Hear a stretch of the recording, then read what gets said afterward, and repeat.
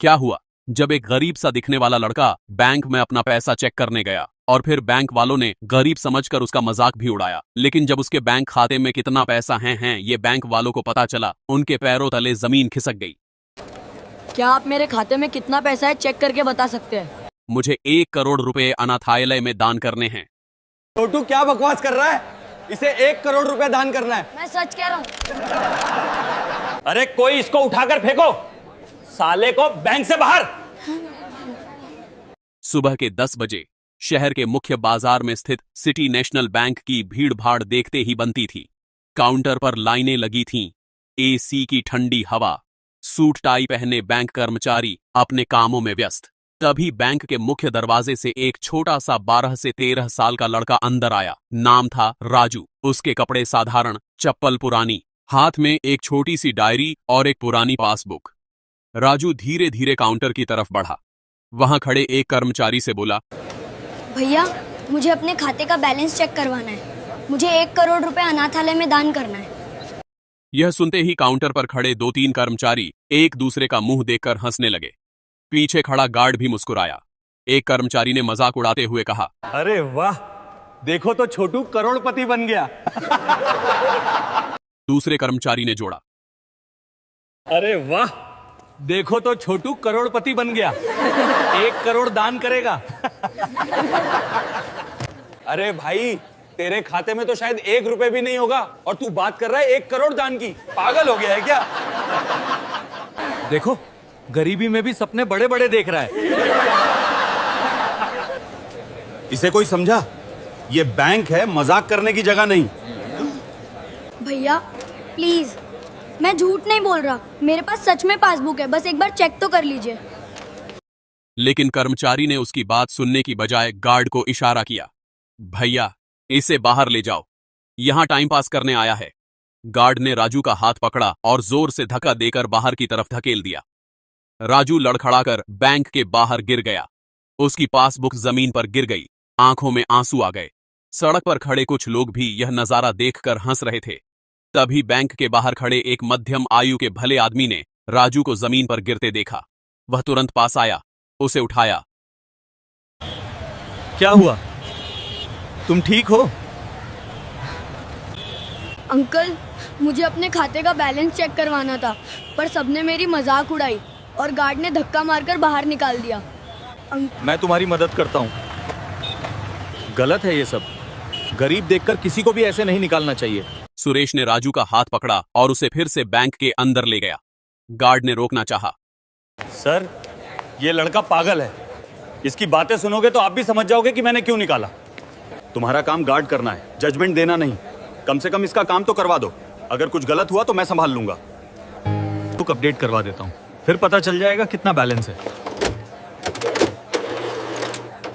सुरेश ने राजू से पासबुक ली और उसे पासबुक प्रिंटिंग मशीन के पास ले गया। राजू ने पासबुक दी। सुरेश ने उसे मशीन में डाला, अकाउंट नंबर डाला और कुछ सेकंड बाद मशीन से प्रिंट आउट निकला।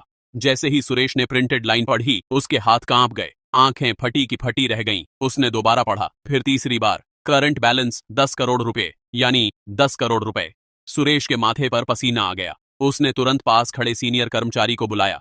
भैया जरा इसे देखो, ये सही है? सीनियर ने भी पासबुक देखी, फिर कंप्यूटर पर अकाउंट चेक किया। पूरे बैंक हॉल में चुप्पी छा गई। कुछ सेकंड बाद सीनियर की आवाज कांपी, ये सही है। इस लड़के के अकाउंट में 10 करोड़ रुपए। बैंक के अंदर खामोशी छा गई थी। जिन कर्मचारियों ने राजू पर हंसा था, वो अब सकते में खड़े थे। गार्ड की आंखें फटी की फटी रह गईं। सीनियर मैनेजर ने तुरंत शाखा प्रबंधक को बुलाया। प्रबंधक मिश्रा साहब तेजी से बाहर आए। क्या हुआ? इतनी भीड़ क्यों लग गई? सुरेश ने पासबुक उनके हाथ में दी। मिश्रा साहब ने देखा 10 करोड़ रुपए। उनके चेहरे का रंग उड़ गया। उन्होंने धीरे से राजू को देखा। फटे कपड़े, सस्ती चप्पल, मासूम चेहरा। मिश्रा साहब के दिमाग में शक की घंटी बजी। इतना छोटा बच्चा, गरीब कपड़े और खाते में 10 करोड़? कुछ गड़बड़ है। उन्होंने तुरंत फोन उठाया और पुलिस स्टेशन में कॉल किया। हेलो, यहां सिटी नेशनल बैंक से बोल रहा हूं। एक संदिग्ध मामला है। एक छोटे बच्चे के खाते में अचानक 10 करोड़ रुपए। कृपया तुरंत आइए। सुरेश ने कहा। सर, पहले इस बच्चे से बात तो कर लीजिए, हो सकता है कोई सही वजह हो। लेकिन मिश्रा साहब ने राजू को केबिन में बुलाया और सख्ती से पूछा, बेटा सच सच बताओ, ये पैसे कहां से आए?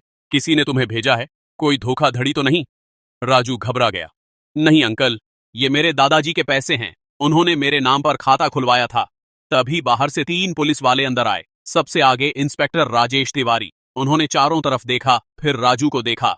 यही है वो लड़का, मिश्रा साहब ने सिर हिलाया। राजेश ने राजू के सामने आकर सख्त आवाज में पूछा, बेटा तुम्हारे पास इतने पैसे कहां से आए? सच सच बताओ, वरना तुम्हें और तुम्हारे माँ बाप दोनों को थाने ले जाना पड़ेगा।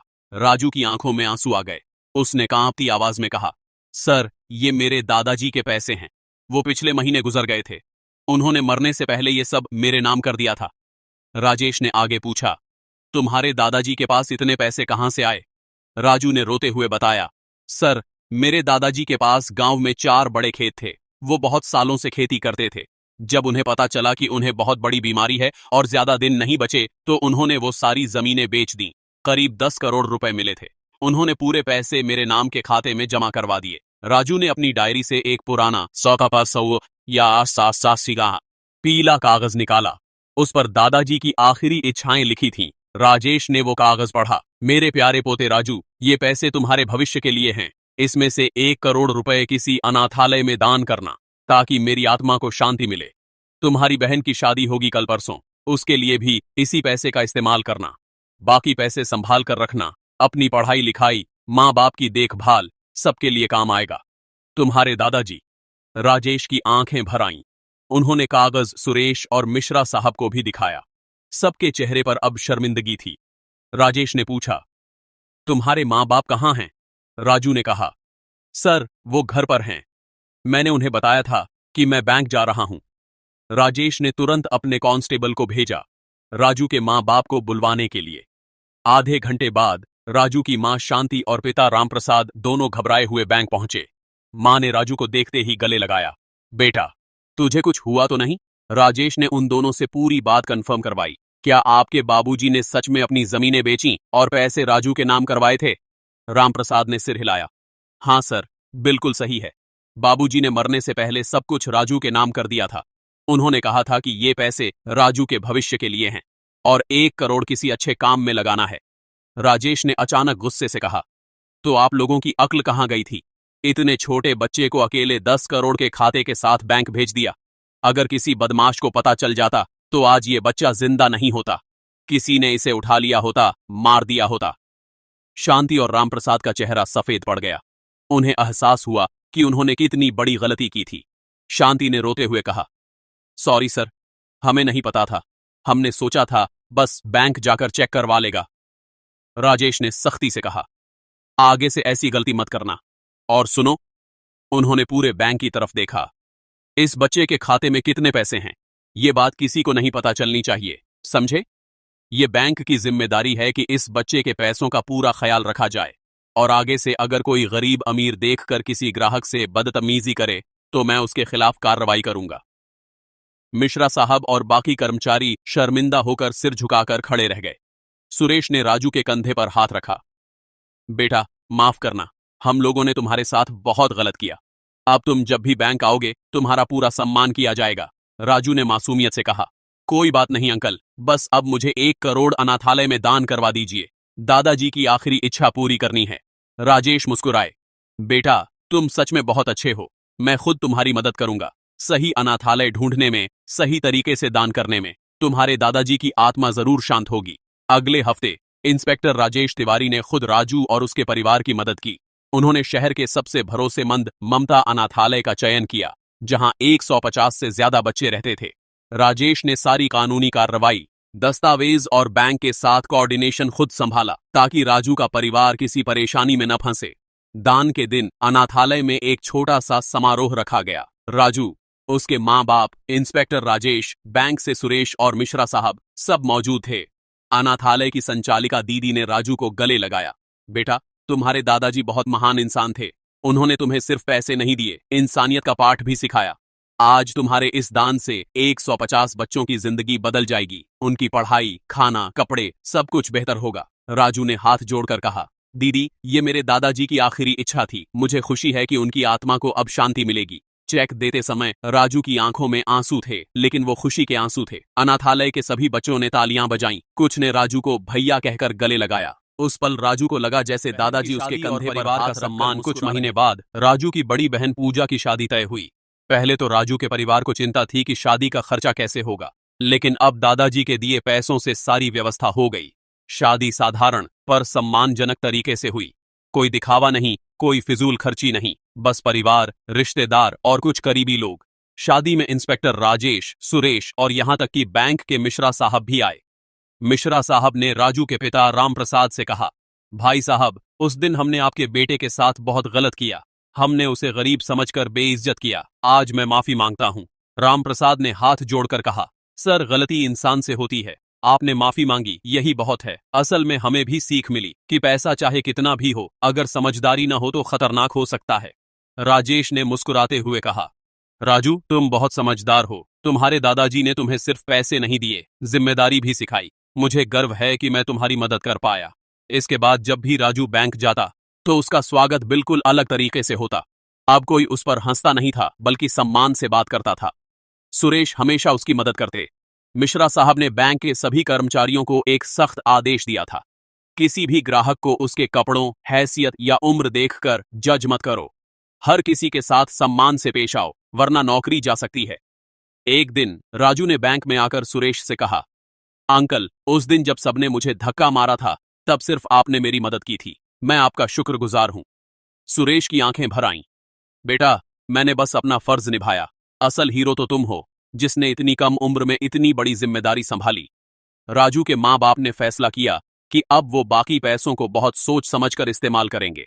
राजू को अच्छे स्कूल में दाखिला दिलाया गया। उसने पढ़ाई में मन लगाया, क्योंकि वो जानता था कि दादाजी की असली इच्छा यही थी कि वो पढ़ लिख कर कुछ बने। कुछ साल बाद राजू ने सपना देखा कि वो बड़ा होकर समाज सेवा करेगा। उसने सोचा, दादाजी ने मुझे सिखाया कि पैसे से सिर्फ अपनी जिंदगी नहीं, दूसरों की जिंदगी भी बदली जा सकती है। मैं भी बड़ा होकर गरीबों की मदद करूंगा, अनाथ बच्चों की मदद करूंगा, ताकि दादाजी का नाम हमेशा रोशन रहे। और इंस्पेक्टर राजेश ने हमेशा राजू के परिवार का ध्यान रखा। उन्होंने किसी को राजू के खाते के बारे में बताने नहीं दिया। उनकी सुरक्षा का पूरा ख्याल रखा। एक दिन राजू ने दादाजी की तस्वीर के सामने हाथ जोड़कर कहा, दादाजी, आपने मुझे सिर्फ पैसे नहीं दिए, आपने मुझे इंसानियत, जिम्मेदारी और सम्मान सिखाया। मैं वादा करता हूं, मैं कभी आपके सिखाए रास्ते से नहीं भटकूंगा। आखिरी संदेश आपके लिए दोस्तों, यह कहानी यहीं खत्म होती है। एक साधारण दिखने वाले बच्चे के पास 10 करोड़, लेकिन उससे भी बड़ी चीज थी, दादाजी की सीख, इंसानियत और समझदारी। अगर इस कहानी ने आपको छुआ हो, अगर आपको लगता है कि असली अमीरी पैसों में नहीं, संस्कारों और इंसानियत में है, अगर राजू की सोच और दादाजी की वसीयत ने आपको प्रेरित किया, तो इस वीडियो को एक लाइक जरूर करें और कमेंट में लिखें, इंसानियत सबसे बड़ा धर्म है। इस कहानी को अपने दोस्तों और परिवार के साथ शेयर करें, ताकि यह संदेश दूर तक पहुंचे कि किसी को भी उसके कपड़ों या दिखावे से जज नहीं करना चाहिए। असली अमीरी दिल की होती है। और हाँ, ऐसी ही दिल को छू लेने वाली, प्रेरणादायक और जीवन का सच सिखाने वाली कहानियों के लिए हमारे चैनल को सब्सक्राइब और फॉलो करना बिल्कुल मत भूलना। अगली कहानी में फिर मिलेंगे, एक नया ट्विस्ट, एक नई सीख और एक नया जीवन का पाठ लेकर। तब तक के लिए खुश रहिए, नेक रहिए, इंसान बने रहिए। जय हिंद, जय इंसानियत।